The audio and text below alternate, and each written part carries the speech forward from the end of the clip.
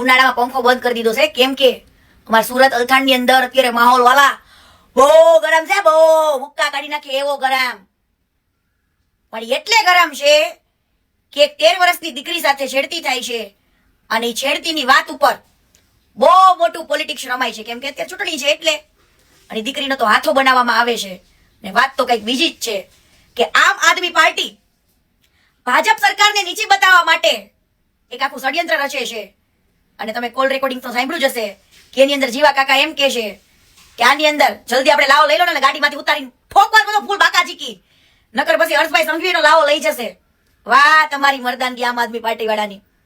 હવે આવા રેપ ને છેડતી તો રોજ થાય છે. જો કરવું જોઈએ ને વરઘોડા કાઢવા જોઈએ તો રોજ બધાને કાઢો.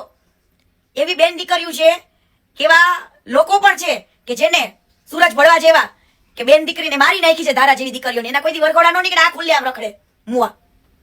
પણ રેકોર્ડિંગ સાંભળો કેવો પ્લાનિંગ કરે છે. પછી બીજું આગળ કહું. હાલા થઈ જશે, કોઈ દિલું નહીં પડતું. 19 કલાક છે મોહમ્મદિયાની, પણ જો આપણે ઢીલા પડી ગયું ને ક્રેડિટ બધી સંઘી લીધી છે કે આપણે હવે જીપલ બાર કેથી કરવું પડશે એના. હા, એ તો જીવા કાકા સમજાયું લે આપણે બધું. એ તો મને ખબર છે, પણ હવે ઢીલા પડવાનું નહીં, નકર બધી મહેનત કોની જાય આપણી. એટલે કોઈ દિલા નહીં પડતો, બાર ફાડ માણસો ગોત્યા આવ્યા. પણ તરત જ પોલીસ સ્ટેશન અને ભાજપ કરીને બે જગ્યાએ ઉભા કરવાનો થાય એમ કીધા એટલે ધંધો ઊભો ના થઈ ગયો. બધું તૈયાર છે, પણ હું બોલા અંદર વાળું મણાર્યું ને આપણો શહેર તો એને જીવા કાકાનો અંદાજથી મારા બધી વાત થઈ ગઈ છે, બધું ઠંડુ પડે એટલે એને જોડાઈ દઈશું.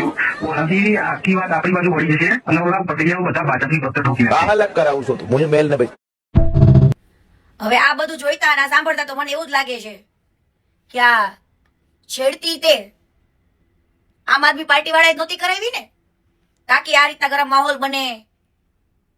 તમે એમ કહો પોલીસ સ્ટેશન ની જઈને ઉબાડો કરો, ભાજપ કાર્યાલય પાસે જઈને ઉબાડો કરો, જલ્દી ઉબાડો કરો, ગાડીમાં કાઢીને મારો, નકર ક્રેડિટ હર્ષભાઈ સંઘવી લઈ જશે.